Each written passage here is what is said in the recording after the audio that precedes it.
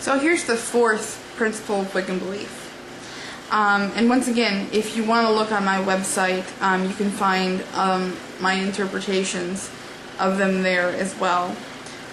We can see the great creative power in the universe is manifesting through polarity, as masculine and feminine, and that this same creative power lies in all people and functions through the interaction of masculine and feminine. We value neither gender above the other, knowing each to be supportive of the other. We value sex as pleasure, as the symbol and embodiment of life, and as one of the sources of energy used in magical practice and religious worship. I can, come up with a couple different good points in this one. First of all, the very important point of polarity, that is believing in two creative forces, not just one, kind of kicks monotheistic belief kind of in the butt, just a bit. But we see this as a creative power. So in other words, creative power in the universe, that which, in order to create change, you have to have a subject and a catalyst. Along with that, we understand that sex is pleasure, but also something sacred, because it's a reenactment of that creation act. It's a reenactment of the power of change. Now I'm going to be going into more videos where I talk about different polarities and polarity aspects, and what I call like ascending and descending currents and things like that later on.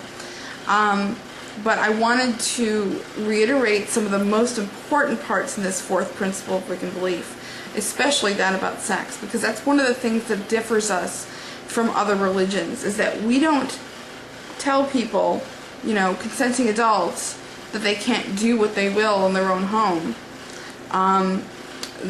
We think that, sex between man and woman, between man and man, between man and woman, between man and woman, man and woman, man and woman, whatever, as long as you're consenting adults, that's fine.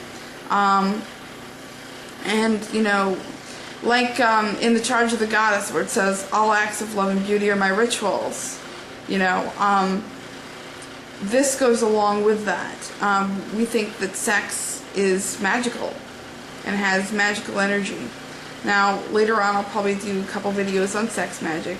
Don't worry, I won't be demonstrating. I'll just give you some tips. But it is a very important part of who we are, our sexuality. And we should learn to celebrate that. And I'm also going to be having some footage from earlier.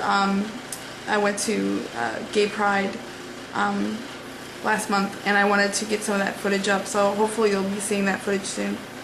Alright, blessed be.